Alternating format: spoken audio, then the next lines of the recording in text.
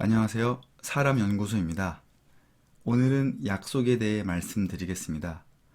사전적으로는 다른 사람과 앞으로 어디서 무엇을 어떻게 할 것인가를 정하는 것입니다. 혹은 그렇게 정한 내용을 뜻합니다.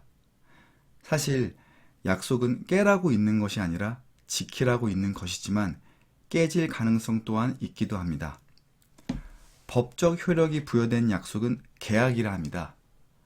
구두 약속은 법적 효력을 증명하기 어렵기 때문에 중요한 약속은 반드시 문서화시켜 두어야 합니다.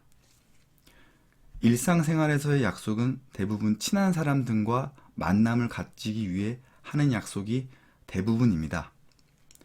당연하지만 별거 아닌 약속이라 할지라도 어기면 다른 사람의 신뢰를 잃게 되므로 일단 해둔 약속은 가능한 지키고 늦지 않는 게 좋습니다. 그리고 가능한 당일에 약속을 잡지 않는 것 또한 좋습니다.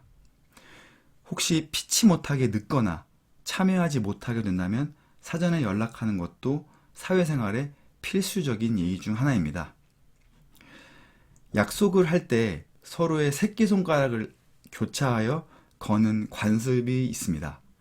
이는 세대를 불문하고 공유되는 행동이고 한국뿐 아니라 많은 문화권에서 통용되는 범지구적 그런 제스처입니다.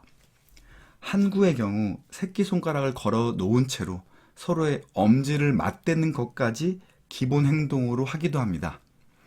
이를 도장 찍는다고 말하며 이 다음 악수하듯이 서로의 손바닥을 맞대어 스치는 행동이 추가되기도 합니다. 이를 복사라고 합니다. 즉 도장을 찍고 복사해 놓는다는 의미로 그만큼 중요한 약속을 할 때 행합니다. 사실 다소 장난스러운 행동이기 때문에 친한 사이에 하는 것이 보통입니다.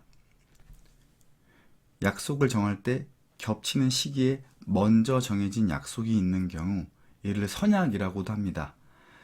조정할 수 있는 경우가 아니라면 선약을 우선시하는 것이 보통이고 선약이 있는 사람을 무리해서 끌어들이지 않는 것이 일반적인 예의입니다.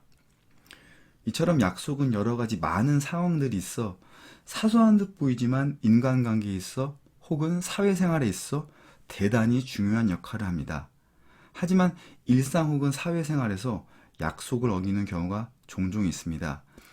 예를 들어 오늘 갑자기 아프다, 다른 급한 일이 생겼다 등 여러 가지 핑계를 대고 약속을 어기는 경우가 많습니다. 물론 정말 그런 일이 있을 수도 있습니다.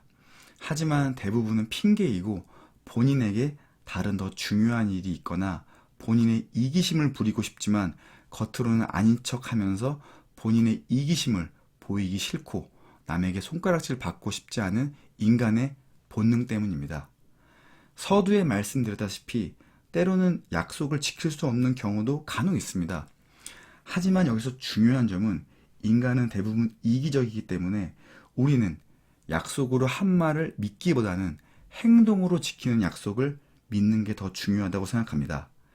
그래서 말보다 행동으로 지킨 약속을 보고 인간관계의 신뢰를 판단하는 게 좋습니다.